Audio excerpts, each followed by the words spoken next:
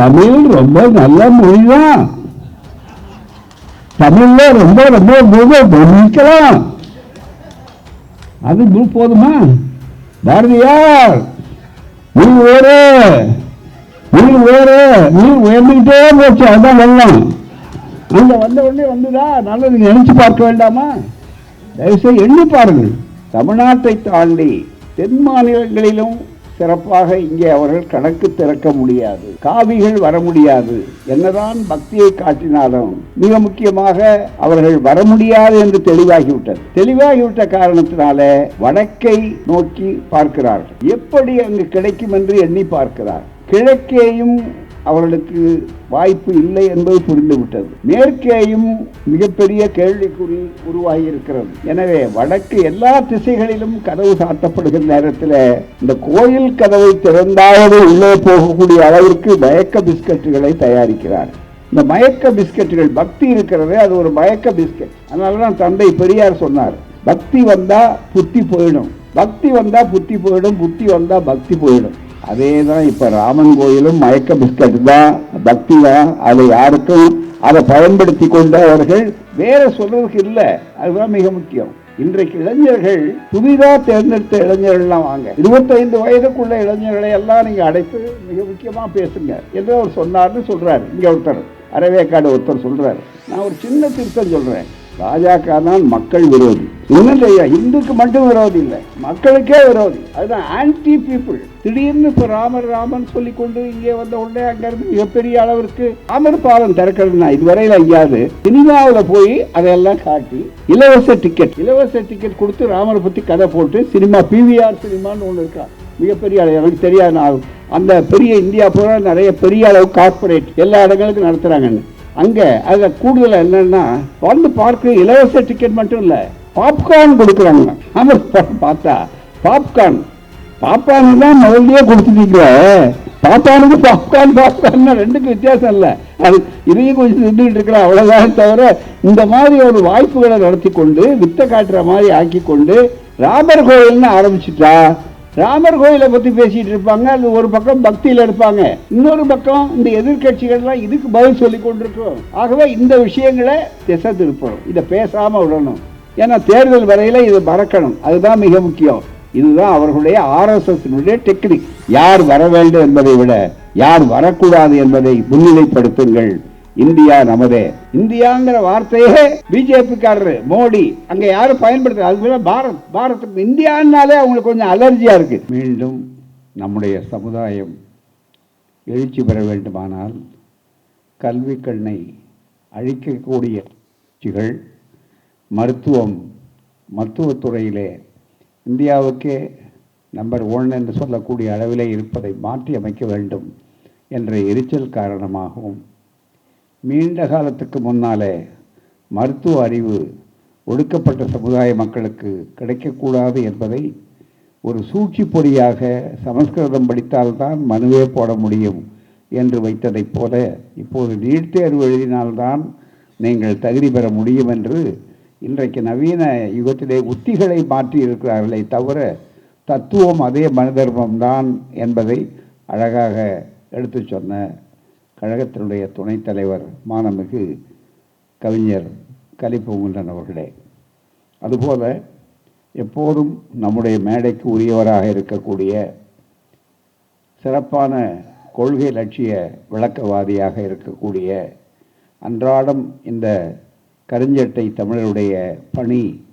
உலகமெங்கும் பரவிக்கொண்டிருக்கிறது என்ற பெருமைக்குரிய அருமை பேராசிரியர் மாண்புமிகு சுப வீரபாண்டியன் திராவிட இயக்க தமிழர் பேரவையினுடைய தலைவர் அவர்கள் மிக சிறப்பாக இன்றைக்கு எப்படியெல்லாம் இந்த தேர்தலிலே மக்கள் பிரச்சனைகளை தீர்த்து விட்டோம், என்னென்ன சாதனைகளை நாங்கள் கடந்த 10 ஆண்டுகளாக 2 முறை வந்து செய்திருக்கிறோம், நாங்கள் கொடுத்த வாக்குறுதிகளை எல்லாம் உங்களுக்கு நிறைவேற்றி இருக்கிறோம், எனவே மீண்டும் எங்களை நீங்கள் தேர்ந்தெடுத்தால் அதன் மூலமாக நாடு மேலும் வளம் பெறும், புதுவாழ்வு பெறும் என்று சொல்லி ஓட்டு கேட்க முடியாதவர்கள் தங்களுடைய தோல்வியை மறைக்க, தங்களுடைய இயலாமையை அவர்கள் பூடு விழா செய்து அதை அறவே அழிக்க இயலாமையை தெரியாமல் இருக்க வேண்டும் என்பதற்காக இன்றைக்கு ஒரு உத்தியை கையாளுகிறார்.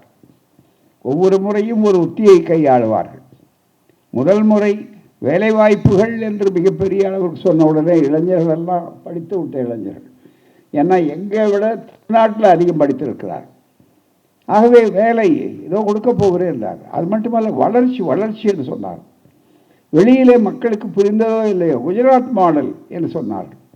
அதை வைத்த உடனே நம்முடைய மக்கள் எல்லாம் எது வேண்டுமானாலும் உடனே கிடைக்கும் போது இருக்கிறது என்று ஒரு காலத்தில் தேர்தலிலே அப்படித்தான் தேர்தல் பிரச்சாரம் செய்வார்கள். நாங்கள் வந்தால் தேனும் பாலும் ஓடும் என்று சொல்வார்கள் அந்த காலத்தில். அப்படிப்பட்ட ஒரு பிரச்சாரத்தை நம்பக்கூடிய அளவிற்கு பிரச்சாரத்தை திட்டமிட்டு செய்த நிலையில் இன்றைக்கு அவைகளெல்லாம் எடுபடாது. ஏனென்றால் எல்லா தரப்பு மக்களும் இதில் குறித்து வைத்துக் கொள்ளுங்கள், தமிழ்நாடு தென்னாடு மாத்திரம் இதுவரை கதவு சாத்தி இருக்கிறது பிஜேபிக்கு, அந்த காவிகளுக்கு. அடுத்து வரக்கூடிய இந்த இந்தியா கூட்டணி தேர்தல் கலந்த பிற்பாடு இந்தியா முழுவதுமே கதவை சாத்தப் போகின்றது என்பதற்குத்தான் இந்தியா கூட்டணி. அப்படி அதை ரொம்ப அழகாக எடுத்து சொன்னார். அதன் காரணமாகத்தான் நான் சொன்ன ஒரு வார்த்தையை வைத்துக்கொண்டு ஆழமான பல செய்திகளை விளக்கிய நம்முடைய பேராசிரியர் சிவவீரபாண்டியன் அவர்களே தெளிவாக சொன்னார். வேறு சரக்கு இல்லை அவரிடம் சொல்லுவதற்கு. ராமன் தான் காட்டுகிறார். இந்த பக்தி இருக்கிறத அது அதற்கும் புத்திக்கும் ரொம்ப நேர் எதிரானது. அதனால தான் தந்தை பெரியார் சொன்னார், பக்தி வந்தால் புத்தி போயிடும். எல்லாம் பெரியார் நேரடியாக சொல்லி அது தைக்கிற மாதிரி அது. ஆகவே அது கேட்குறப்ப கொஞ்சம் அதிர்ச்சியாக இருக்கும். ஆனால் கொஞ்சம் சிந்திக்க ஆரம்பித்தேனா அதை மறுக்கிறதுக்கு எவராலும் முடியாது. அந்த வார்த்தைகளை அவ்வளவு தெளிவாக ஐயா அவர்களுடைய கருத்து இருக்கும். பக்தி வந்தால் புத்தி போயிடும், புத்தி வந்தால் பக்தி போயிடும். ரெண்டும் ஒன்று. இருட்டு வந்தால் வெளிச்சம் போயிடும், வெளிச்சம் வந்தால் இருட்டு இருக்காது. அது மாதிரி மிக முக்கியம் என்று தெளிவாக எடுத்து சொன்னார் தந்தை பெரியார். அதை இன்றைக்கு அதனால தான் ராமனை இப்போ தேர்தல் பிரச்சாரம் ஆக்கியிருக்கிறார். ஒரு புல்மாவா கிடைச்சது, இன்னைக்கு வேற எதுவும் கிடைக்கல. ஆகவே ராமன் கிடைப்பாரான்னு தேடிக்கொண்டிருக்கிறார்கள். ஆனால் ராமன் ஏற்கனவே தமிழ்நாடு இந்தியாவுக்கே இப்போ வழிகாட்டப் போகிறது. அதனால தான் இந்தியா கூட்டணி தமிழ்நாட்டுக்கு வந்திருக்கிறது. தமிழ்நாடு இந்தியா கூட்டணி இருக்கிறது. இப்போ இதுவரையில் நம்முடைய அந்த திராவிட மாடல் ஆட்சி ஒப்பற்ற முதலமைச்சர் அவர்களுடைய தலைமையில் நடக்கக்கூடிய ஒரு ஆட்சி தமிழ்நாட்டை தாண்டி தென் மாநிலங்களிலும் சிறப்பாக இங்கே அவர்கள் கணக்கு திறக்க முடியாது. காவிகள் வர முடியாது. என்னதான் பக்தியை காட்டினாலும் மிக முக்கியமாக அவர்கள் வர முடியாது என்று தெளிவாகிவிட்டது. தெளிவாகிவிட்ட காரணத்தினால வடக்கை நோக்கி பார்க்கிறார்கள். எப்படி அங்கு கிடைக்கும் என்று எண்ணி பார்க்கிறார். கிழக்கேயும் அவர்களுக்கு வாய்ப்பு இல்லை என்பது புரிந்துவிட்டது. மேற்கேயும் மிகப்பெரிய கேள்விக்குறி உருவாகி இருக்கிறது. எனவே வடக்கு எல்லா திசைகளிலும் கதவு சாத்தப்படுகிற நேரத்தில் இந்த கோயில் கதவை திறந்தாவது உள்ளே போகக்கூடிய அளவிற்கு மயக்க பிஸ்கட்டுகளை தயாரிக்கிறார். இந்த மயக்க பிஸ்கட்டுகள் பக்தி இருக்கிறது, அது ஒரு மயக்க பிஸ்கட். ரயிலில் இந்த மயக்க பிஸ்கட்டுகளை பற்றி நீங்கள் அடிக்கடி செய்தியாளர்கள்லாம் இங்கே இருக்கீங்க, பல செய்தி ஊடகங்களில் செய்தித்தாள்களில் அடிக்கடி செய்தி வரும். ரயிலில் பயணம் செய்து கொண்டவர்கள் பயணம் நீண்ட நேரம் இருக்கும்போது கொஞ்சம் அறிமுகமாவாங்க. அறிமுகமான உடனே என்ன பண்ணுவாங்க, பிஸ்கட்டை எடுத்து தாவணும் வாயில் போட்டுக்கிட்டு உங்களுக்கும் பிஸ்கட் கொடுக்குற மாதிரி சொன்ன உடனே, ஓ அவரும் சாப்பிட்றாரு என்பதற்காக நீங்கள் வைத்துக்கொண்டு அந்த விருந்தோம்பல் போல் இருக்கு நட்புக்காரன்னு கொடுத்த உடனே அந்த பிஸ்கட்டை சாப்பிட்டு அவர்கள் போகும்போது கடைசியில் அவர்கள் போய்விடுவார்கள். இறங்க வேண்டிய இடமும் தெரியாது, இவர்கள் கையில் வைத்திருந்த பொருளும் இவர்களுக்கு கிடைக்காது. முடித்து பார்த்தா ஒன்றுமே இருக்காது. அதான் மயக்க பிஸ்கட்களை கொடுத்து மோசடி என்று செய்திகள் வரும். அதே தான் இப்போ ராமன் கோயிலும் மயக்க பிஸ்கட் தான், பக்தி தான். அதை யாருக்கும் அதை பயன்படுத்தி கொண்டு அவர்கள் வேற சொல்றதுக்கு இல்லை. அதுதான் மிக முக்கியம். அவருடைய திட்டமெல்லாம் இன்றைக்கு மக்களுக்கு விளங்கிவிட்டது. என்ன சொல்லி பதவிக்கு வருவதற்கு ஆசை காட்டினார்கள் முன்னால பெரிய பெரிய வார்த்தைகள், சப்கா சாத் சப்கா விகாஸ்னர். மிகப்பெரிய வளர்ச்சி வளர்ச்சி வளர்ச்சின்னார். வளர்ச்சிக்கு உடனே எல்லாரும் நம்பி ஓட்டு போட்டாங்க முதல் முறையில். அப்போ தான் அவர்கள் கேட்ட கேள்வி இருக்கு பாருங்கள், அது இன்னும் எல்லாரும் கேட்டுக்கொண்டிருக்கிறார். இன்றைக்கு இளைஞர்கள் புதிதாக தேர்ந்தெடுத்த இளைஞர்கள்லாம் வாங்க, 25 வயதுக்குள்ள இளைஞர்களை எல்லாம் நீங்கள் அடைத்து மிக முக்கியமாக பேசுங்க என்று அவர் சொன்னார்னு சொல்கிறார். இங்கே ஒருத்தர் அரைவேக்காடு ஒருத்தர் சொல்கிறார். சரி, அந்த 25 இளைஞர்கள், அந்த வயதுக்குடைய இளைஞர்கள் என்ன நினைப்பார்கள்? அவர்களுக்கு தெரிய வேண்டாமா? அவர்களுக்கு படித்திருக்கிறார்கள். அதுவும் தமிழ்நாட்டை பொறுத்தவரை மற்ற மாநிலங்களை விட அதிகமாக கல்வியில் சிறந்தது தமிழ்நாடு. அதனால தான் அதை ஒழிக்கிறதுக்காக நீட் தேர்வு, கியூட் தேர்வு, மற்ற புதிய கல்விக் கொள்கை, இது அத்தனையும் படித்து வர்ணாசிரம தர்மத்தில் மனு தர்மம் தான் இருக்க வேண்டும் என்று சொல்லக்கூடிய நிலையிலே கல்வி கண்ணை குத்துவதற்கான வாய்ப்புகள் ஒடுக்கப்பட்ட சமுதாயத்துக்கு இருக்கிறது. புதிய கல்விக் கொள்கை எங்கேயாவது சமூக நீதி இருக்கா? பெண்களுக்கு வாய்ப்பு என்பது மிகப்பெரிய அளவில் முக்கியத்துவம் கொடுக்கப்பட்டிருக்கிறதா? எத்தனை மேடைகளிலே நாங்கள் கேட்டிருக்கிறோம். இதுவரையில் எங்களுக்கு பதில் சொல்லி இருக்க வேண்டாமா அவர்கள்? இல்லை இன்னென்ன திட்டங்களை செய்கிறோம் என்று சொல்வதற்கு வாய்ப்பு இருக்கிறதா? கிடையாது. இவைகள் மட்டுமல்ல, மிகப்பெரிய அளவில் இன்றைக்கு எல்லாரும் கேட்கிறாங்க. நாடு பூரா மக்களை சந்தித்து ராகுல் காந்தி போன்றவர்கள் முதல்ல நாடு பூரா சந்தித்தார்கள். இப்போது அவருடைய பயணம் அவர்களுக்கு மிகப்பெரிய ஆபத்து.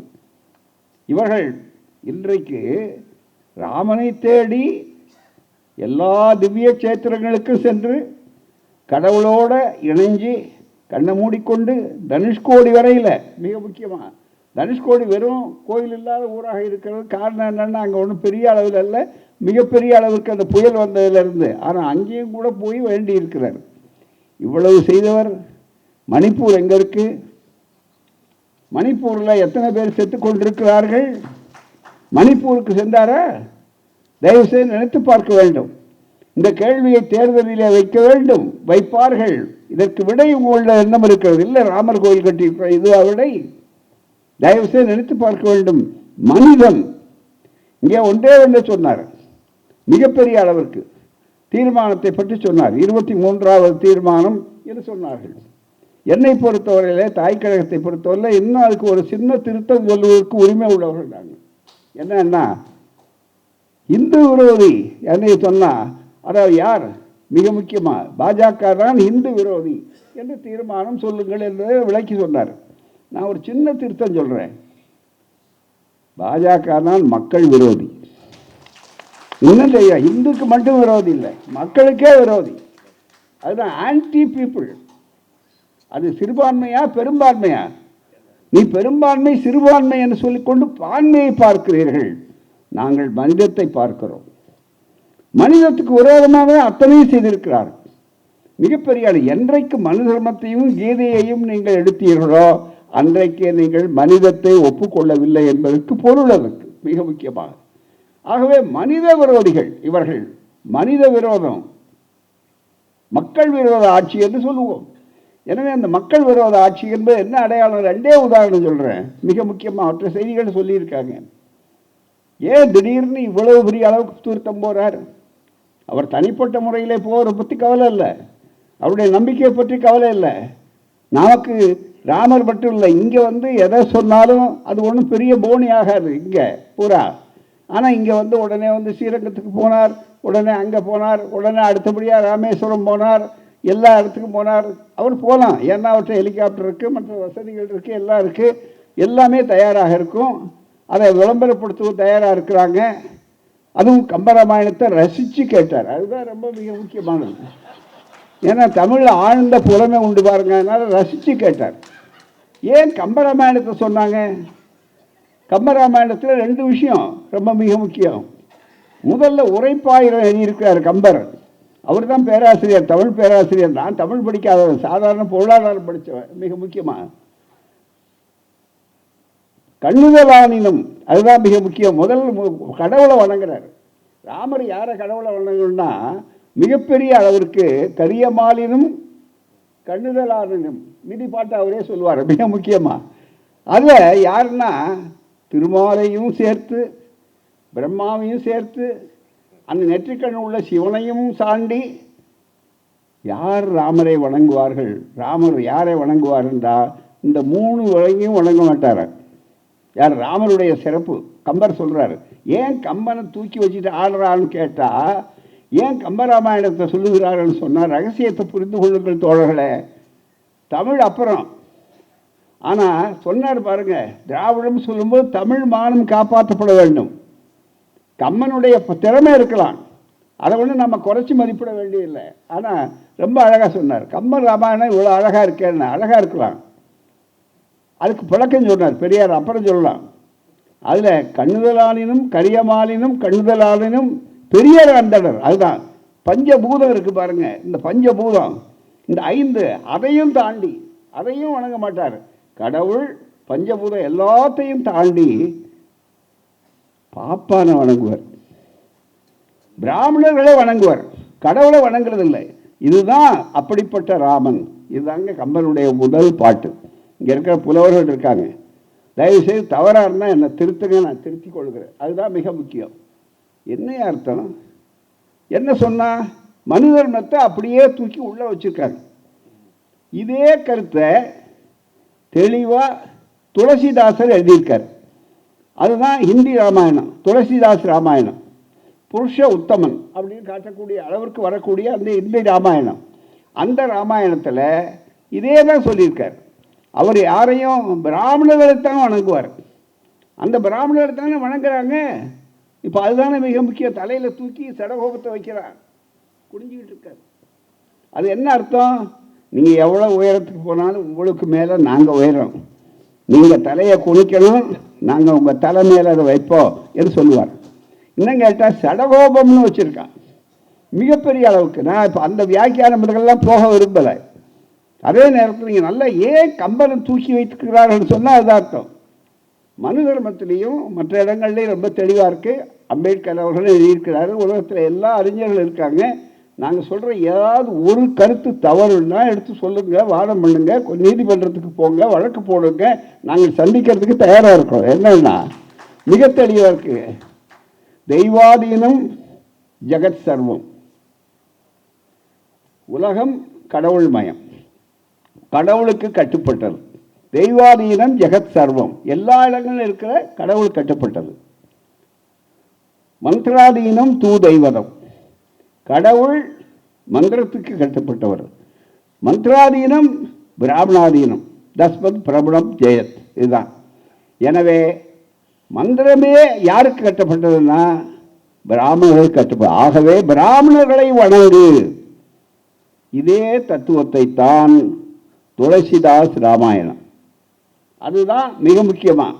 அதே கருத்தை தான் இந்த உரைப்பாயிரத்தை தந்தை பெரியார் எழுதுன்ற நான் சொல்லியிருக்கேன். பெரியார் எழுதினார். பெரியார் படித்த அளவுக்கு ராமாயணத்தை வர யாரும் மிகப்பெரிய அளவுக்கு ஆராய்ச்சியோடு சொல்லலை. இன்னமும் பெரியாருடைய பலன் சொன்னார்களா? எல்லா இடங்கள்லையும் மிகப்பெரிய அளவுக்கு. ஆகவே அது முக்கியமல்ல. ஆகவே அது மூலம் அந்த போதையை காட்டுறது மிகப்பெரிய அளவுக்கு. மிகப்பெரிய விஷம்னா கூட ரொம்ப அழகாக எடுத்து காட்டினா நாம் ஏமாறுறோம். மயக்க பிஸ்கட், மயக்கம் என்ன இருக்குது, பிஸ்கட் இருக்கும்போது சாப்பிடலாம்னு நினைக்கிறோம். அது மாதிரி கம்பனுடைய கலை அழகு, கவிதை அழகுன்னா கம்பனுடைய பாட்டு எத்தனையோ இருக்குது, அதை எடுத்து சொல்கிறார்களா? இது மிக முக்கியம். ஆகவே அது முக்கியமல்ல நண்பர்களே. அவர்களுக்கு அதை பயன்படுத்தி, அந்த போதையை பயன்படுத்தி இன்றைக்கு இருக்கிற பிரச்சனைகளை மறக்க வேண்டும். அதுதான் மிக முக்கியம். ஏன்னா கேள்வி கேட்குறாங்க, அதுக்காக பதில் சொல்வதற்கு அவர் தயாராக இல்லை. மனித நேயம் அப்படின்னு மனிதர்கள் மக்கள் விரோதம்னு நாம் ஏன் சொல்லுகிறோம்னு சொன்னால் நண்பர்களே, மணிப்பூருக்கு அவர் போனாரான்னு கேட்குறாங்க. மிகப்பெரிய மணிப்பூர் எங்கே இருக்குது? இந்தியாவில் இல்லையா? மிக முக்கியமாக உலக நாடுகளுக்கெல்லாம் அவர் நினைச்சார்னா போயிட்டு வருவார். விஸ்வகுரு இந்தியா எப்படின்னா உலகத்துக்கே குரு. இப்போ அதுதான் மிக முக்கியம். அந்த விஸ்வகுரு அளவுக்கு உயர்ந்த நிலையில் உள்ளூரில் இருக்கக்கூடிய மணிப்பூருக்கு இங்கே வர்றார். சரி, அதை விடுங்க, மணிப்பூராவது தூரம். தமிழ்நாட்டில் என்ன நடந்தது நண்பர்களே? தமிழ்நாட்டில் காவிகளுக்கு நான் கேட்கிறேன், தெளிவாக இந்த கூட்டத்தின் வாயிலாக கேட்கிறேன், உங்களுக்கு எந்த முகத்தோடு நீங்கள் தமிழ்நாட்டில் வந்து வாக்கு கேட்க வந்திருக்கிறீர்கள்? இந்த நாட்டின் பிரதமர் அனைவருக்கும் பிரதமர், ஓட்டு போட்டவர்களுக்கும் பிரதமர், ஓட்டு போடாதவர்களுக்கும் பிரதமர். எங்கள் முதல்வர் சொல்லுகிறார் அல்லவா, 15 நாள்ல சொன்னார், நான் ஓட்டு போட்டவர்களுக்கு மட்டும் முதல்வர் அல்ல, ஓட்டு போடாத. எனவே எனக்கு எதிர்த்து போட்டவர்களுக்கு முதல்வர். என்னுடைய ஆட்சியை நீங்கள் கணக்கு போட்டு பாருங்கள். ஐயோ, இப்படிப்பட்ட ஆட்சிக்கு நாம் ஓட்டு போட தவறிவிட்டோமே என்று நீங்கள் வருந்தக்கூடிய அளவிற்கு என்னுடைய ஆட்சி அமைய வேண்டும் என்றுதான் நான் அந்த இலக்கோடு நான் பணியாற்றுகிறேன் என்று சொன்னார். அந்த முறையிலே அவர் அப்படிப்பட்டவராயிற்றே. எவ்வளவு பெரிய புயல், எவ்வளவு பெரிய வெள்ளம், எவ்வளவு எத்தனை நாள் வடிகிறதுக்கு எவ்வளவு நாள் ஆச்சு. திருநெல்வேலிக்கும் தூத்துக்குடிக்கும் அதே மாதிரி மற்ற இடங்களுக்கு எவ்வளவு தூரம், மதுரையை தாண்டி தானே போறாரு. ஹெலிகாப்டர் இருக்க மிகப்பெரிய அளவிற்கு. மக்கள் விரோதம்னு ஏன் சொல்றேன்னா இதுதான் ஆதாரம், வேற ஒன்றும் இல்லை. மக்கள் நலனுக்கு அக்கறை இருந்ததுன்னா மனிதர்கள் எங்கோ இருக்கிற மனிதர்கள்லாம் ஐயோ அந்த மக்கள் இப்படி இருக்கிறார்கள் நினைக்கிறோம். நிதின்னு கேட்கிறாரு மிகப்பெரிய அளவிற்கு. தொடர்ச்சியா நேற்று கூட பேசும்போது கேட்டவர்களுக்கு கொடுக்கல. மிக முக்கியமா யாருடைய நிதி? மிக முக்கியமா நாம் கட்டிய வரிப்பணம். பேரிடர், தேசிய பேரிடர்.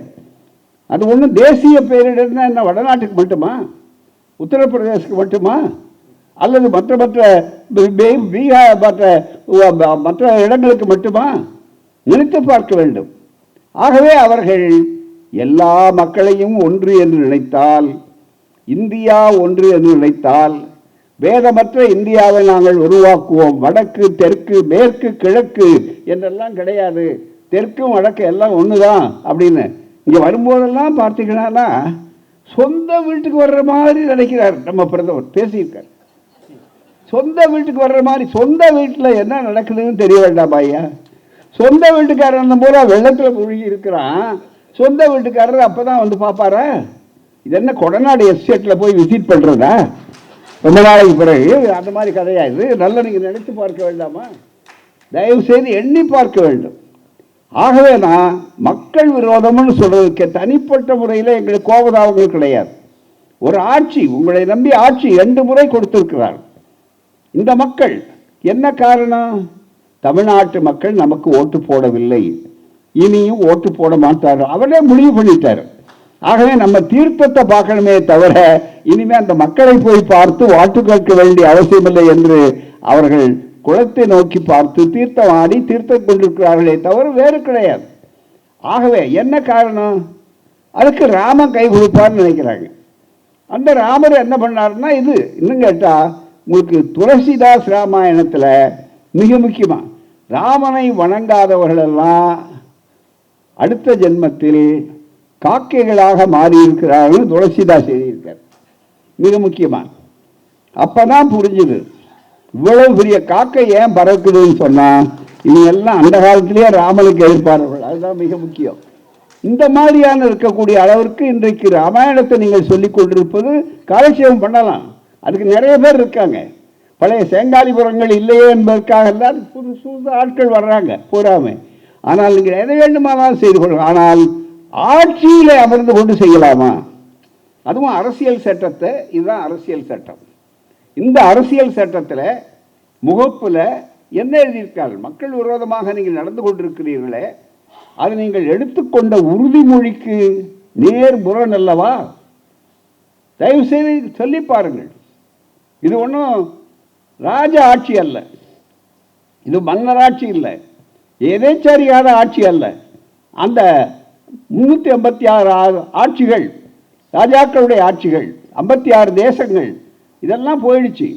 இப்போ கான்ஸ்டியூஷன் ஆஃப் இந்தியா மிகப்பெரிய அளவு 1950 49 நமக்கு நாமே கொடுத்து கொண்டோம் என்று சொல்லி மக்களால் உருவாக்கப்பட்டதில் புரட்சியாளர் அம்பேத்கர் அவர்களுடைய தலைமையில் அது உருவாக்கப்பட்டது.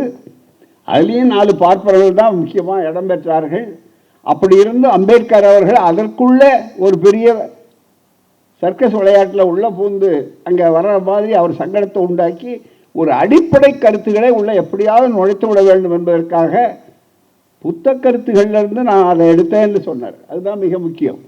தெளிவாக எழுதியிருக்க we the people of India. இப்போ பாருங்க, நான் ஏன் அந்த மக்கள் விரோதம், ஏன்னா அந்த மக்களை பற்றி கவலைப்படலைன்னா மக்கள் விரோத ஆட்சி அது. அதுதான் மிக முக்கியம். We the people of India having solemnly resolved to constitute India into a sovereign, socialist, secular, democratic republic 5 அம்சம். இப்போ என்னாச்சு? மிகப்பெரிய அளவிற்கு இதுக்கு தானே உறுதிமொழி எடுத்தாரு. எல்லா அமைச்சர்களும் உறுதிமொழி எடுத்திருக்கிறாங்க. குடியரசுத் தலைவர் உறுதிமொழி, கவர்னர் உறுதிமொழி, எந்த பதவியில் பஞ்சாயத்து தலைவர் வரையில் உறுதிமொழி எடுத்தா இந்த அரசியல் சட்டத்தை மதித்து இருக்கிறார்களா? தயவுசெய்து நினைத்து பார்க்கணும். அதே மாதிரி இதில் justice, social, economic and political, social justice, சமூக நீதி மதித்திருக்கிறார்களா? இந்த கேள்வியை மக்கள் சிந்திக்கணும், இளைஞர்கள் கொண்டு போகணும். சமூக நீதினா என்ன? தயவுசெய்து அதுக்கு ரொம்ப கஷ்டப்பட வேண்டிய அவசியம் இல்லை. பெரியார் அந்த காலத்தில் ரொம்ப அழகாக சுயமரியாதை இயக்கத்தை தோற்றுவித்தது ஏன் என்பதில் ஒரு வரியில் தந்தை பெரியார் அறிவாசான் விளக்கம் சொன்னார். திருக்குறள் கூட 7 வரி 7 வார்த்தை இருக்கு. இங்கே 2 வார்த்தை தான்.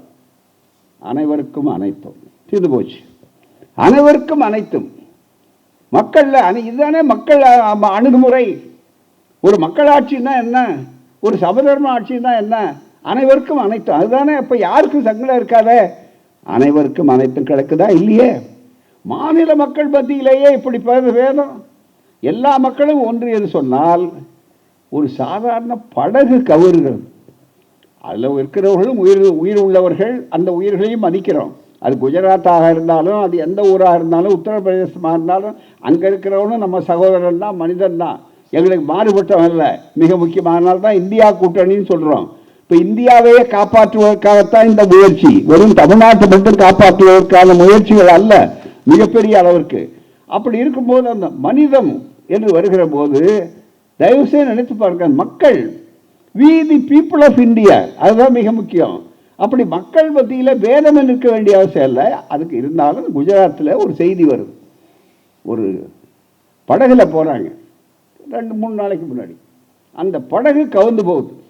உடனே அதுக்கு அனுதாபம் தெரிவிக்கிறார். யார்? மோடி. அவங்க தவறுன்னு நான் சொல்லலை, அது அவருடைய கடமை, மனித தன்மை தான். ஆனால் அதே உணர்வு எங்கள் தூத்துக்குடியில் வெள்ளத்தில் பாதிக்கப்பட்ட தமிழன் மீது இருக்க வேண்டாமா? தமிழ் ரொம்ப நல்ல மொழிதான், தமிழ்ல ரொம்ப ரொம்ப ரொம்ப கவனிக்கலாம். அது போதுமா? பாரதியார் நீர் உயர, நீர் உயர, நீர் உயர்ந்துகிட்டே போச்சு, அதுதான் வெள்ளம். அங்க வந்த உடனே வந்துதா? நல்லது நினைச்சு பார்க்க வேண்டாமா? தயவுசெய்து எண்ணி பாருங்கள். குறைந்தபட்சம் எவ்வளவு இங்கே வந்து உட்கார்ந்து 2 நாளைக்கு நீங்கள் 2 நாள் செலவழிக்கிறாரு, 3 நாள் தமிழ்நாட்டு செலவழிக்கிறார், பெருமை நமக்கு பிரதமர். ஆனால் 3 நாளில் ஒரு அரை மணி நேரம் அவர் ஹெலிகாப்டரில் இந்த மக்களை பார்த்து, மக்களே உங்களுக்கு என்ன ஆச்சு, கவலைப்படாதீங்க, நான் இருக்கிறேன்னு சொன்னால் போதும், நிதி கூட வேண்டாம் ஐயா, ஒரு வார்த்தை வர வேண்டாமா? இதை செய்யாத உங்களுக்கு தமிழ்நாட்டில் கால் வைக்க என்ன யோசனை இருக்கிறது? ஓட்டு கேட்க என்ன உரிமை இருக்கிறது? இதை கேட்க எங்களுக்கு உரிமை இருக்கிறது. மனித தன்மை அடிப்படையில், தமிழனா திராவிடனா எல்லாருனா மனிதன், அவ்வளவுதான். முதல்ல அந்த அடிப்படையில் கேட்கலாம். அப்புறம் என்னுடைய முகவரி, என்னுடைய அடையாளம், இவைகளெல்லாம் இருக்கட்டும் மிக முக்கியமாக. ஆகவே நண்பர்களே, நன்றாக நினைச்சு பாருங்க. இதை மறைக்கிறது தானே ராமர். இன்னும் அப்பாவியா இருப்பான் நம்ம ஆளு அப்படின்னு வடநாட்டில் நடக்க நினைக்கிறாங்க. இப்போ அங்கேயும் புரிஞ்சு போச்சு, அதுதான் மிக முக்கியம். அங்கே புரிஞ்சு கொஞ்சம் கொஞ்சமாக வருது மிகப்பெரிய அளவிற்கு. இதுவரையில் இவர்கள் வெற்றி பெற்றிருக்கிறார்கள். இதில் வெற்றி பெற்றதில் சொல்கிறாங்க, இப்போ நாங்கள் மறுபடியும் வந்தால் இந்த அரசியல் சட்டத்தை எடுத்துருவோம். இப்போ நடைமுறையில் எடுத்துட்டாங்க. Democratic republic. கடைசியில் என்ன வார்த்தை போட்டிருக்கு? மிக முக்கியமாக செக்குலர் கிடையாது, சோசியலிஸ்ட் கிடையாது. முன்னாலேயா எப்படின்னா அம்பானியும் கிருபானியும் அங்கே அம்பானி அடானி எல்லாம் வந்தாச்சு. மிக முக்கியமாக இந்தியாவில் எந்த அளவுக்கு அது சோசியலிஸ்டை தொடர்த்தி இருந்தாங்கன்னா பொதுத்துறைங்கிற ஒன்றே காணாத போகக்கூடிய அளவுக்கு வந்தாங்க. என்றைக்கு பிஜேபி ஆட்சிக்கு வந்ததோ அப்போ பொதுத்துறையை விற்கிறதுக்கே ஒரு மந்திரி போட்டான், டிஸ்இன்வெஸ்ட்மெண்ட் மினிஸ்டர் அப்படின்னு பேர், அருண் ஷோரி மிக முக்கியமாக இருந்தார். இப்போ அந்த மாதிரி ஒரு துறை இல்லாமையே வைக்கிறார். அந்த வேலையை முழுமையாக, அதுக்கு தனி மந்திரி மட்டும் அந்த வேலையை செஞ்சார். இல்லை நாங்கள் முழுமையாக எல்லாரும் சேர்ந்து செய்கிறோங்கிறதுனால தான் இருக்குது. என்னையா ஒரு சின்ன நாடு துபாய் மாதிரி அந்த பகுதி இருக்க எமிரேட்ஸு, அதே மாதிரி பக்கத்தில் குவைத்து, சிங்கப்பூர், நம்ம சிட்டி இருக்கோம், இவங்களுக்கெல்லாம் தனித்தனி விமானம் உண்டு. அரசு விமானம், அரசு நடத்தும் தனித்தனி விமான சர்வீஸ் இருக்குது. இந்திய நாடு மிகப்பெரிய நாடு, விஸ்வகுருவுக்கு தனியாக விமான சர்வீஸ் இருக்கா? இருந்தது இந்தியன் ஏர்லைன்ஸ். இப்போ எங்க இருக்கு?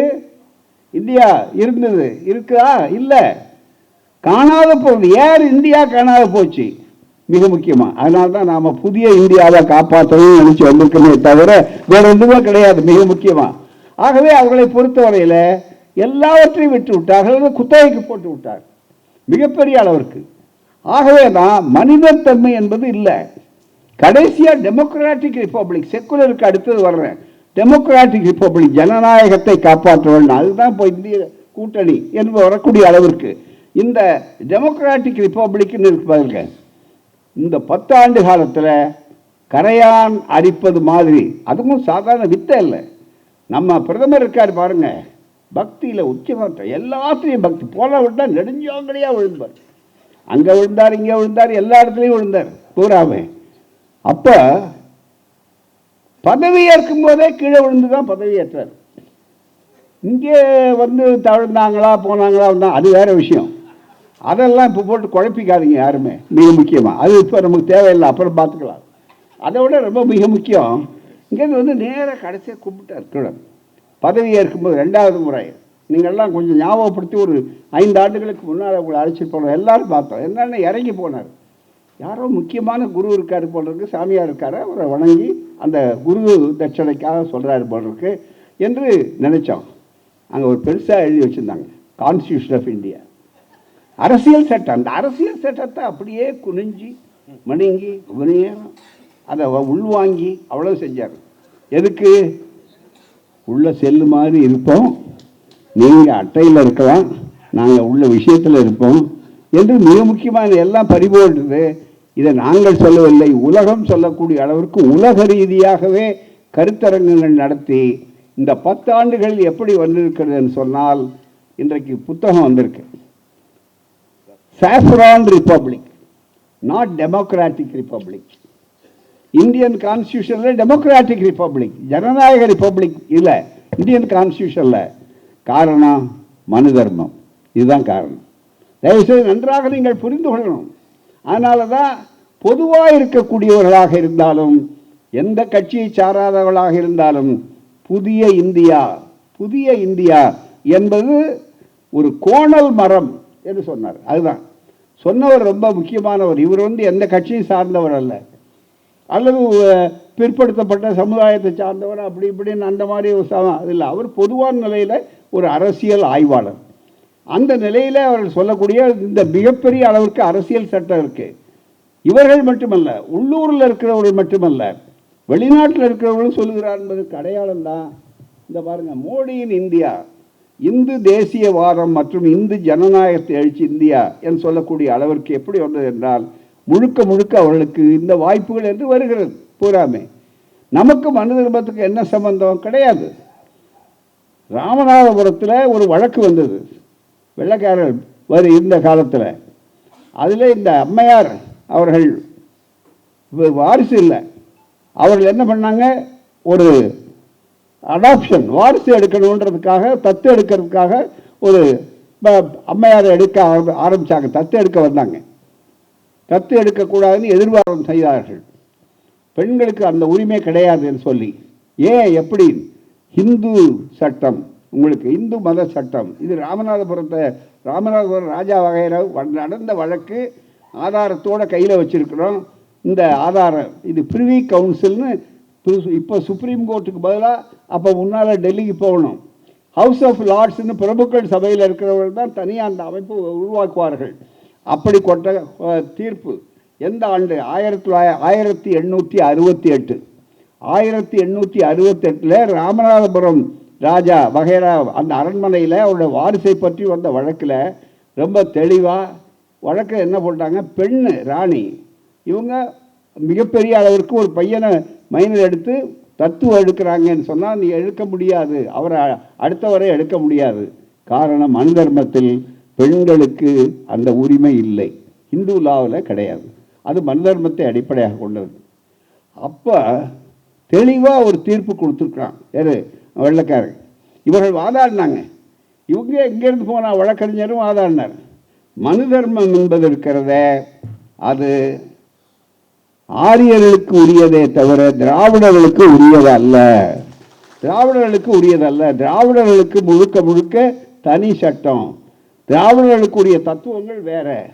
இப்போ சொல்லுங்க, தமிழரா திராவிடராங்கிறதுக்கு என்ன பிரச்சனை? திராவிடர்கள் தெளிவா, இதுதான் மிக முக்கியம். திராவிடர்கள் என்று சொல்லும்போது தான் பண்பாடு, திராவிடர்கள் என்று சொல்லும்போது தான் உரிமை, திராவிடர்கள் சொல்லும்போது தான் தன்மானம், இனமானம் எல்லாமே சேர்ந்தது. ஆகவே தான் மிகப்பெரிய அளவிற்கு இந்த வாய்ப்பு. இப்போ அவங்க என்ன நினைக்கிறாங்க, ஆரம்பத்திலிருந்து இன்னை வரை நாளைக்கு அவர்கள் வெற்றி பெற்றா ஒரே தேர்தல்னு சொல்கிறாங்க பாருங்க. அதுக்கு அர்த்தம் என்ன தெரியுமா? இதுதான் கடைசியாக நடக்கக்கூடிய ஒரே தேர்தல். இனிமேல் உங்களுக்கு தேர்தல் கிடையாது, தேர்தலுங்கிறத பார்க்க முடியாது. அப்படி சொல்கிறதுக்காக தான் ஒரே தேர்தல். அப்படி ஒரே தேர்தல், அவர்களுக்கு ஒரே தேர்தல். நாமும் அதே மொழியில் பதில் சொல்ல போகிறோம். இப்போ உங்களுக்கு இதுதான் ஒரே தேர்தல், இதுக்கு மேலே நீங்கள் தீர்ந்து போச்சு. அதான் மிக முக்கியம். அப்படி சொல்லக்கூடியதுக்கு ஆதாரம் இருக்கு. மிக முக்கியமாக என்ன என்று கேட்டால், இதுவரை பதில் சொல்லலையே. 2 லட்சம் 15 லட்சம் ரூபாய் பொத்துன்னு வந்து உழுவுன்னு சொன்னீங்க, கேட்குறாங்க, பதில் சொல்லலையே. மிக முக்கியமாக இங்கே அந்த புத்தகத்தில் எழுதியிருக்கிறாங்க, நாங்கள் மட்டும் சொல்லலை. 15 லட்சம் ரூபா 2 கோடி பேருக்கு வேலை கொடுத்துருந்தா 10 ஆண்டுகளில் எத்தனை கோடி பேருக்கு வேலை கொடுத்துருக்கணும்? 20 கோடி. 20 கோடி பேருக்கு வேலை வந்திருந்தால் உலகத்துக்கே நாம் தானே எத்தனை தொழிற்சாலைகள் உருவாக்கி இருக்கணும்? என்ன ஜி பொம்புவா டக்குன்னு மந்திரக்கோலை எடுத்து காட்டுறதா? அத்தனை தொழிற்சாலைக்கு வாய்ப்புகள் உண்டா? தமிழ்நாட்டில் எங்கேயாவது நீங்கள் ஒரு தொழிற்சாலை இவ்வளோ தூரம் வந்து தமிழ்நாட்டுக்கு இத்தனை முறை வர்றாரு, அடிக்கடி வருவார், இன்னும் கேட்டால் 2-3 முறை வருவார். அப்படியெல்லாம் வந்து எத்தனை முறை நீங்கள் வந்தாலும் தமிழ்நாட்டில் உங்களுக்கு எப்படி வெள்ளத்துக்கு நீங்கள் வராமல் ஒரு ஆறுதல் கூட சொல்ல உங்களுக்கு உரிமை இல்லைன்னு சொல்லுகிறோமோ, அதே போல் மிகப்பெரிய அளவிற்கு நாங்கள் இத்தனை 1000 கோடி கொடுத்தோன்னு இங்கே சில கூலிகளெல்லாம் அனுமார் பட்டாளம் மாதிரி சில பேரை விட்டு அறவேக்காடுகள்லாம் அனுமார் பட்டாளமாக இருக்கக்கூடியவர்கள் பேசுகிறார்கள். அவர்கள் சொல்லட்டுமே, என்ன பெரிய திட்டத்தை தமிழ்நாட்டில் இதுவரை மத்திய அரசு உருவாக்கி இருக்கிறது. எண்ணி பாருங்க. ஒரு செங்கல்பட்டில் ரொம்ப நாளைக்கு முன்னால் ஒரு தொழிற்சாலை ஆரம்பித்து மத்திய அரசின் சார்பாக அந்த தொழிற்சாலை மூடப்பட்டு 8 ஆண்டு, அப்போ 7 ஆண்டு, இப்போ 9 ஆண்டுகள் ஆகிறது. ஆக்சிஜன் சிலிண்டர் அந்த கோவிட் நேரத்தில் கிடைக்கலன்னொன்னே எல்லாம் தண்ணாங்க. இன்னும் கேட்டால் டெல்லியில் சிலிண்டருக்கு பெரிய லஞ்சமெல்லாம் கொடுத்தாங்க, பல பிணங்கள் வந்தது.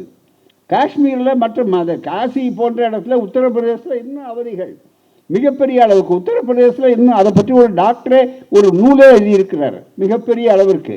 ஆகவே இவ்வளவு செய்திகள் இருக்கக்கூடிய அந்த சூழ்நிலையில் நம்முடைய முதல்வர் தான் இந்தியாவில் வேறு எந்த முதல்வரும் செய்யாததை திராவிட இயக்கத்தினுடைய ஒப்பற்ற மாடல், எடுத்துக்காட்டான மாடல் முதல்வர் செய்தார்.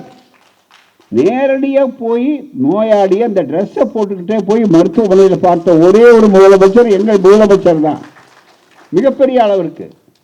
அப்போ சொன்னாங்க, இன்றைய மருத்துவத்துறை அமைச்சரும் சுப்பிரமணியம் அவர்களும் மாசு அவர்களும் மிகப்பெரிய அளவு தீவிரமாக அங்கெங்கே அலைந்து கொண்டிருந்தார்கள். எல்லா இடங்களையும் புது இடங்களில் சிலிண்டர்கள் எவ்வளவு கொண்டு வந்து நிறுத்தணும். அப்போ தொழில் அமைச்சர் நம்முடைய இன்றைய நிதியமைச்சராக இருக்கக்கூடிய தங்கம் தென்னரசு அவர்கள் உடனே அவர்கள் போய் பார்த்து கேட்டார். இதுக்காக டெல்லிக்கு போனார். இந்த மூடி வச்சுருக்கீங்க செங்கல்பட்டில், அதை நாங்கள் இயக்குறோம், நீங்கள் அனுமதி மட்டும் கொடுங்க, அதில் கேஸ் சிலிண்டர் உருவாக்கு என்று சொல்லி மூடி உங்களால் நடத்த முடியாத மத்திய அரசு திட்டத்தை மூடி வைத்திருக்கிற ஒரு தொழிற்சாலையை நாங்கள் நடத்துகிறோம், மக்களுக்கு பயன்பட வேண்டும் என்று. மக்கள் விரோதம் என்று ஏன் சொல்கிறோன்னா, அலங்காரத்துக்கல்ல, எதிர்ப்புக்கல்ல, வெறுப்புக்கல்ல. நாங்கள் யாரையும் வெறுக்கிறவர்கள், எல்லோரையும் அணைக்கிறவர்கள், எல்லோரையும் விரும்பக்கூடியவர்கள். யாரும் ஊரே யாவரும் கேளீர் என்ற திராவிட தத்துவத்தின் கீழே இருக்கக்கூடியவர்கள். ஆக எங்களுக்கு வெறுப்பு வர வேண்டிய தேவையில்லை. அந்த சூழ்நிலையில் இந்த மனிதர்களுக்கு பயன்படட்டியா அப்படிங்கிறதுக்காக கேஸ் சிலிண்டர் அதை உருவாக்குறோன்னு கேட்டாங்களே, அன்றைக்கு கொடுத்து தெளிவாக நேரடியாக போனார். இன்றைக்கு வரையில் அனுமதி உண்டா? இதை விட பழகும் மக்கள் விரோதம் வேறு என்ன? எந்த மக்களுக்கு பயன்படுறாங்க? நோயாளிக்கு பயன்படுங்க.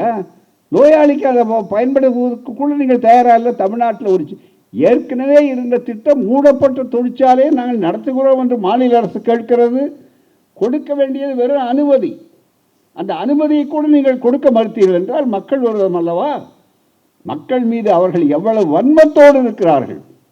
அந்த வன்மம் இந்த மக்கள் இந்த வன்மத்தை காட்டிக்கொண்டு உங்களுக்கு வாக்குரிமைக்கு மட்டும் வேண்டுமா என்று கேட்க எங்களுக்கு உரிமை இல்லையா?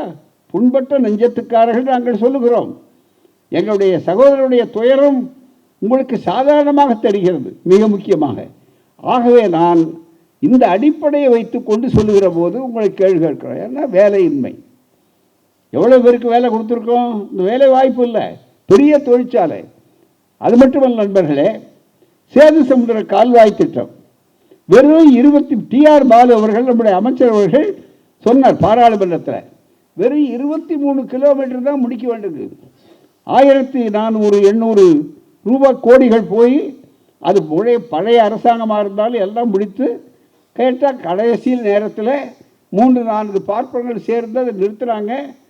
காரணம் ராமர் பாலம். இப்போ ராமர் வந்திருக்கிறாரு. ஏன் ராமர் பாலத்துக்கு அவர் போகலை? இதுவரையில் மற்ற தீர்த்தத்துக்கெல்லாம் போனார்ல நம்முடைய பிரதமர். இந்த ராமர் பாலம் எங்கே இருக்குன்னு போய் பார்த்துருக்க வேண்டாமா? தயவுசெய்து ராமர் பாலத்துக்கு ஒரு கும்பிடு போட்டிருக்க வேண்டாமா? ராமர் பாலம் இல்லைங்க. இதை எங்கே சொன்னது? பாராளுமன்றத்தில் இவருடைய ஆட்சியிலேயே இவ்வளவு காலம் சொல்லி அப்படி ஆய்வாளர்கள் செய்து பார்த்தார்கள். ராமர் பாலங்கிறது இல்லை, அது வெறும் ஆதாம் பாலமே தவிர ராமர் பாலம் இல்லைன்னு செய்யாச்சு. கலைஞர் அவ்வளோ தூரம் சொன்னார். இங்கே தமிழ்நாட்டு இந்தியாவுக்கு என்ன கேட்டால் தமிழ்நாடு தென்கிழக்கு ஆசியாவுக்கே அது பெரிய அளவிற்கு மூலபலம். அது மட்டுமல்ல, மற்ற இடங்கள் வருவதற்கு முன்னாலே வெளிநாட்டு கப்பல்கள் யுத்தம் மற்ற முறையிலே வந்தாலும் அது பாதுகாப்பு இடம். அதுதான் மிக முக்கியம். இவ்வளவு security reasons and safety and security reasons ஒரு பக்கம், இன்னொரு பக்கம் பல பேருக்கு வேலை வாய்ப்புகளை கொடுக்குமென்னு சொல்லக்கூடிய திட்டம். அந்த திட்டத்தை செய்கிறோம் என்று உத்தரவாதம் கொடுத்தீர்கள். நிதின் கட்காரி சொன்னார். அப்போது கூட கலைஞர் சொன்னார், சரி அது நாங்கள் சொன்ன இடம் வேண்டாம், ராமர் பாலம் வேண்டாம், சேது பாலம் வேண்டாம், உங்கள் பேரை வேணாலும் மாற்றிங்க, இடத்த வேணாலும் மாற்றுங்க, எங்களுக்கு வேண்டியது திட்டம் தான், சேது சமுத்திர கால்வாய் திட்டம். எத்தனை கூட பல பேருக்கு வேலை கிடைக்கும் என்று சொன்னார்கள். ஒரு திட்டத்தை உங்களால் செய்ய முடிந்ததா? ஆனால் இன்றைக்கு சேது அங்கே போகிறீர்கள், ராமர் சேது, ஆனால் நீங்கள் சேது என்ன? ஒன்றும் கிடையாது. ஆகவே இதையெல்லாம் கேட்பார்களே என்று நினைக்கிற நேரத்தில் தான், ஆகவே மக்கள் மத்தியில் இங்கே தெளிவாக அந்த வாய்ப்புகள் இல்லை. அதுக்கு அடுத்தது இப்போ இதுக்கெல்லாம் சேர்ந்து திடீர்னு இப்போ ராமன் சொல்லிக்கொண்டு இங்கே வந்த உடனே அங்கேருந்து மிகப்பெரிய அளவிற்கு கவர்னர் போகிறார். கோதண்டராமர் அர்ச்சகரை போய் பார்த்து கேட்கிறார். மிக முக்கியமாக, நீங்கள்லாம் ரொம்ப பயந்து இருக்கிறீங்க போல் இருக்க அப்படின்னு. ஆமாம், நீங்கள் வர்றீங்கிறதுனால நாங்கள் மனசில் நினச்சோம், எங்களுக்கு பயம் தானாக வரும். ஏன்னா எதையும் உங்கள் வேலையை விட்டுட்டு நீங்கள் வேறு வேலை தானே செய்கிறது உங்களுக்கு பழக்கம் என்று அவர்கள் கேட்பார்கள், பயந்திருப்பார்கள்.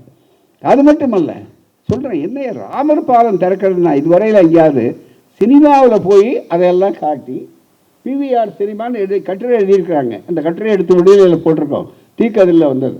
மிக முக்கியமாக அதில் என்னன்னா, இலவச டிக்கெட் கொடுத்து ராமரை பற்றி கதை போட்டு சினிமா PVR சினிமான்னு ஒன்று இருக்கா, மிகப்பெரிய அளவு, எனக்கு தெரியாது. அந்த பெரிய இந்தியா பூரா நிறைய பெரிய அளவு கார்ப்பரேட் எல்லா இடங்களுக்கும் நடத்துகிறாங்கன்னு. அங்கே அதில் கூடுதலாக என்னென்னா, வந்து பார்க்க இலவச டிக்கெட் மட்டும் இல்லை, பாப்கார்ன் கொடுக்குறாங்க. ராமர் பார்த்தா பாப்கார்ன் தான் முதல்லையே கொடுத்துட்டீங்களே, பாப்பானுக்கு பாப்கார்ன் ரெண்டுக்கும் வித்தியாசம் இல்லை. அது இதையும் கொஞ்சம் திண்டுக்கிட்டு இருக்கலாம், அவ்வளோதான். தவிர இந்த மாதிரி ஒரு வாய்ப்புகளை நடத்தி கொண்டு வித்தை காட்டுற மாதிரி ஆக்கி கொண்டு இவ்வளோ இருக்கிறது என்ன காரணம்? சுருக்கமாக உங்களுக்கு சொல்லணும்னா இந்த காரணம்தான். விலைவாசி உயர்வை பற்றி பேசக்கூடாது, அதுக்கு பதில் சொல்ல எங்கள்கிட்ட இல்லை. அது ஏறிக்கொண்டே இருக்கிறது. பொருளாதார நிபுணர்கள் மேலே எழுதியிருக்கிறார்கள் மிகப்பெரிய அளவிற்கு. அதுக்கு உங்களால் தெளிவாக சொல்ல முடியல. நாங்கள் இத்தனை பெரிய அளவிற்கு உலகத்துக்கே வழிகாட்டுவோம்னு வாய்ப்பந்தல் போடுவதை தவிர வேறு கிடையாது. வேலை வாய்ப்பின்மையால் வாடி வரும் இளைஞர்கள், அது மிக முக்கியம். இன்னைக்கு இவ்வளோ வேலை வாய்ப்புகளை உருவாக்கி விட்டோம்னு சொல்ல முடியுமா? பெண்களை எதிர்த்தாக இருக்கக்கூடிய பாலியல் கொடுமைகள் மிகப்பெரிய அளவு. குஜராத் மாடல் தான் இப்போ உச்ச நீதிமன்றத்தில் ஒரு வாரத்தில் ரொம்ப தெளிவாக தெரியுத. குஜராத் மாடல் பல்கிஸ் பானு வழக்கு, அதில் எப்படிப்பட்ட கருவுற்றவர்களை போய் எவ்வளவு கேவலமாக நடத்தி கொண்டார்கள் என்றெல்லாம் வைத்து இப்போ மீண்டும் அவர்களை கொண்டு வந்து வெளியே விட்டு அவர்களை உச்ச நீதிமன்றம் சொல்லுகிற நேரத்திலே குஜராத் அரசாங்கம் எந்த அளவுக்கு நீதிமன்றத்தை மதிக்கிறது என்பது கிடையாதான். நாடாளுமன்றத்தையும் மதிப்பதில்லை, நீதிமன்றத்தையும் மதிப்பதில்லை. உச்ச நீதிமன்றமே சொல்லி கோபப்பட்ட பிற்பாடு அவர்கள் எல்லோரும் வந்தாக வேண்டும் என்று சொன்ன பிற்பாடு தான் அவர்களை அரசாங்கமே அவர்களுக்கு உள்ளே தனியாக வாய்ப்புகள் கொடுக்குது, உள்ள அனுப்பும். குஜராத் அரசாங்கம் குற்றவாளிகள் பக்கம் நிற்கிறது என்று வந்த உடனே கோபப்பட்ட உடனே இன்னைக்கு தான் செய்தி வந்திருக்கு, இப்போ தான் அவங்க சரண்டர் ஆகியிருக்காங்க அப்படின்னு. நீதி படும்பாடு மிக முக்கியமாக. ஆகவே பெண்களுக்கு எதிரான கொடுமைகளுக்கு பஞ்சம் இல்லை. தேர்தல் எப்போது நடத்தப்படும் உச்ச நீதிமன்றம் கேட்கிறாங்க, காஷ்மீரில் நடத்தப்படும், அவ்வளோதான். எனவே ஜனநாயகம் எந்த அளவுக்கு மதிக்கப்படுகிறது. அதே மாதிரி மணிப்பூரில் எத்தனை ஆண்டுக்கு ஏறத்தாழ ஒரு 10 மாதங்கள் ஆகிவிட்டது. மீண்டும் மீண்டும் அங்கே வன்முறைகள் மிகப்பெரிய அளவு. அங்கே துணிந்து ஒரு ராகுல் காந்தி அங்கே பயணத்துக்கு போகிறார். அந்த பயணத்தில் மக்கள் எல்லாம் குமுறுகிறார்கள். மக்கள் மத்தியில் இந்த உணர்வு வந்து விட்டதே, உன்னை இவர்களுக்கு இந்தியாவை கூட்டணிக்கிறது செல்வாக்கு வந்துடுமோன்னு நினச்சி வன்முறை கலவரம் செய்து அவருடைய காங்கிரஸ்காரர்களுடைய காரை தாக்குகிறார்கள். அவரை எது பேச விட என்று சொல்கிறார்கள். சற்று நேரத்துக்கு முன்னால் நம்முடைய பேராசிரியர் சுபவியார் சொன்ன மாதிரி கோயிலுக்குள்ள அவர் போகணும்னா கூட போகக்கூடாதுன்னு சொல்லுகிறார்கள். மிக முக்கியமாக ஒரு பக்கம் அழைப்பு, இன்னொரு பக்கம் மறுப்பு. அதுதான் இன்னும் வேடிக்கையான வித்தியாசம். மிக முக்கியமாக அதுபோலவே அண்டை நாடுகளுடைய பிரச்சனை, ஜாதி வன்முறைகள், பெரும் முதலாளிகளுடைய கார்ப்பரேட் மிகப்பெரிய அளவிற்கு வாய்ப்புகள், விவசாயிகள் அவ்வளவு வெள்ளத்தில் இருந்தார்கள், அவ்வளவு பனி கொட்டும் மழை எல்லாத்துலேயும் இருந்தாங்க, பிடாப்பிடியாக இருந்தாங்க.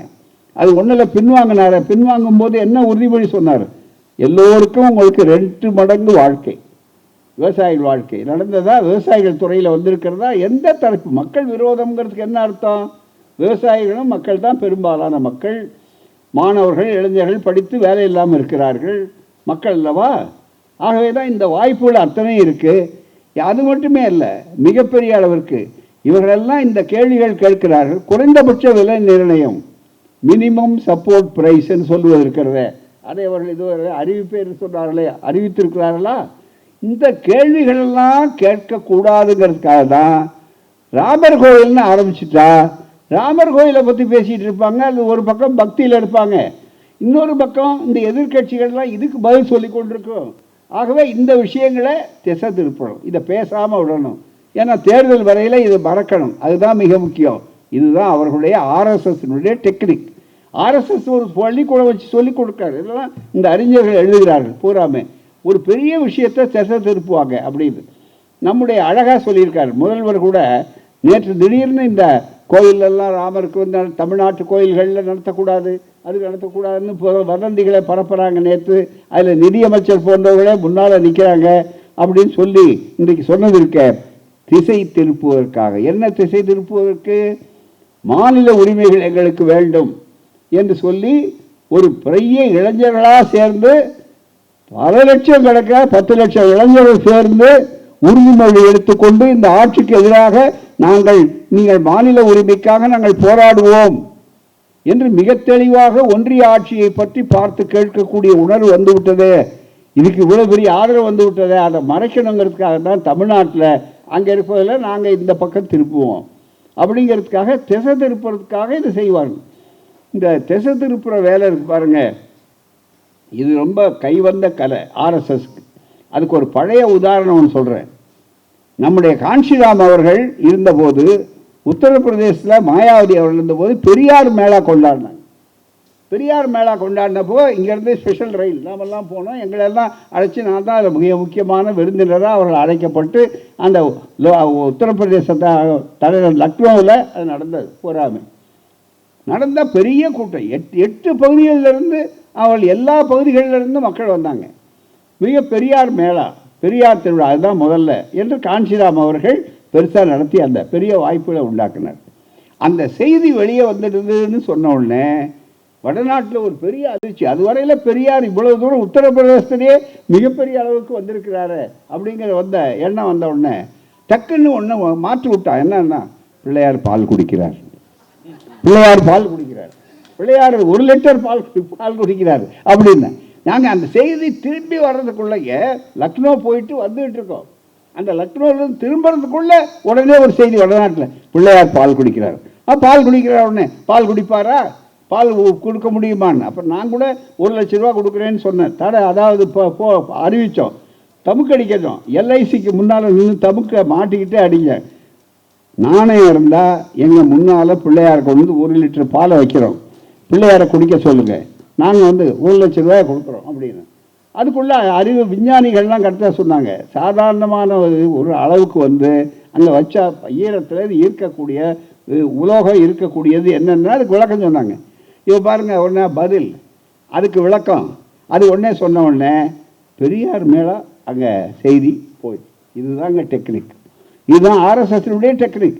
அது மாதிரி பெரிய மாநாடு, வெற்றிகரமான மாநாடு என்று சொன்னால் அதை செய்யாமல் இருக்கணுங்கிறதுக்காகத்தான் இந்த சூழ்நிலை. ஆகவே அவர்கள் இதில் கடைசியாக ஒன்று சொல்கிறேன், மிக முக்கியமாக நீங்கள் நினைத்துக் கொள்ளுங்கள். நேரம் அதிகமாகிவிட்டது, ஆகவே அதிக நேரத்தை எடுத்துக்கொள்ளணும். நிறைய செய்திகள் இருக்குது, அது சொல்ல முடியல. அதுதான் மிக முக்கியம். செக்குலர் மதச்சார்பற்று இன்னைக்கு ஒரு வெட்கம் இல்லாமல் நீங்கள் பாட்டுக்கு உட்கார்ந்துருக்கீங்களா, அரசியல் சட்டம் எடுத்தீர்களே, அந்த அரசியல் சட்டத்தினுடைய உரிமை என்ன, இதை மட்டும் தெரிந்து கொள்ளுங்கள்.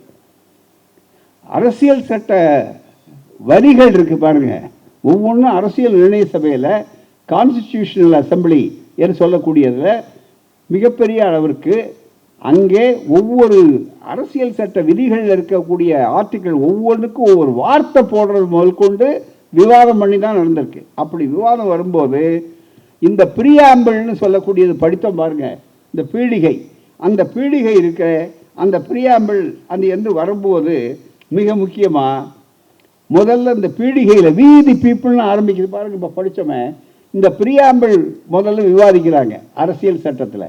எப்போ 48 விசாரிக்கிறாங்க. அப்போ நல்ல அளவுக்கு விவாதம் நடந்து கொண்டிருக்கிறது. அந்த விவாதத்தில் இது அப்படியே படிக்கிற கேளுங்க, இது அறிவார்ந்த அரங்கம். ஆகவே நேரத்துக்காக the debate on the preamble unfolded a very interesting aspect. அதாவது பீடிகையை பற்றிய விவாதம் ரொம்ப சுவையான ஒரு தகவலை வெளியே கொண்டு வந்துகிறது என்று தெளிவாக எழுதுகிறார். Shri H.V. Kamath, a renowned socialist and a leading member of the constituent assembly. H.V. Kamath அந்த காலத்தில் ரொம்ப இவங்கெல்லாம் ரொம்ப குறிப்பிட்ட ஃபேமஸாக இருந்தவங்க, பூராமே பிரபலமானவர்கள். Constituent Assembly moved an amendment to the preamble to the effect to the first sentence of the preamble should read. இல்லை உங்களுக்கு ஆச்சரியமா என்ன பெரிய சோசியலிஸ்டாக இருந்தவங்களாம் எப்படி நம்ம ஊரில் சோசியலிசம் என்ன பாடுபட்டுருக்குங்கிறதுக்கு இதில் தான் நீங்கள் தெரிஞ்சுக்கணும். should read, in the name of God we the people of India having solemnly resolved to constitute India into a sovereign democratic republic and to secure all its citizens அப்படின்னு போட்டு இன் தி நேம் ஆஃப் காட்னு ஆரம்பிக்கணும், கடவுளின் பேரால் அப்படின்னு ஆரம்பிக்கணும்னு அவர் ஒரு திருத்தம் கொடுத்தார். அங்கே அம்பேத்கர் தெளிவா வி தி பீப்புள்னு ஆரம்பிக்கிறார். அதுக்கு முன்னால் திருத்தம், in the name of the God we the people of India having solemnly resolve constitute சொல்றார். ஸ்ரீ காமத் வாண்டட் தட் எப்படி இருக்கணும் விவாதத்தில் சொல்றார். யார் இவர்? சோசியலிஸ்ட் தலைவர்னு இவருக்கு பேர், அதுதான் மிக முக்கியம். என்ன, this constitution should be consecrated by a solemnly dedication to God in the spirit of Gita. அதாவது பகவத்கீதையினுடைய உணர்வோடு கடவுளுக்கு இது சமர்ப்பிக்கிறோம் என்று ஆரம்பிக்கணுமா, அந்த உணர்வோடு அதை செய்யணும். அதனால தான் காட் சொன்னேன். இதை யார் எதிர்த்ததுன்னா ஒரு பார்ப்பனரே எடுத்தார், திருமல ராவ்னு. அவர் திருப்பதியை சார்ந்தவர், அவரே ஆந்திர காங்கிரஸ்காரர் தான். அவரே எடுத்து மிக தெளிவாக சொன்னார். Shri Tirumala Rao opposing the amendment had pleaded God should not be subject to the vote of the house. கடவுளை கொண்டு வந்து ஓட்டு போடுங்க அப்படின்னு கடவுளுக்கு ஓட்டு வாங்கக்கூடாதுன்னாரு. God should not subject to the vote of house. இப்போ அதே கடவுளை காட்டி தான் ஓட்டு வாங்கிறதுக்கு முயற்சி நடக்குது. மிக முக்கியமாக நீங்கள் நல்ல ஆதாரபூர்வமாக தெரிந்து கொள்ளுங்கள். God should not be subject to the vote of the house. Pandit H.N. Kunsru, while opposing the amendment, said sacred feelings should not have been brought into the array of discussion. H.N. Kunsru அவங்கெல்லாம் திராவிட கழகத்துக்காரங்கெல்லாம் நாத்திகர்கள் இல்லை, மிகப்பெரிய புனிதம்னு கருதலாம் கொண்டு வந்து கான்ஸ்டியூஷனில் கொண்டு வந்து இங்கே வச்சு இங்கெல்லாம் நுழைக்கக்கூடாது.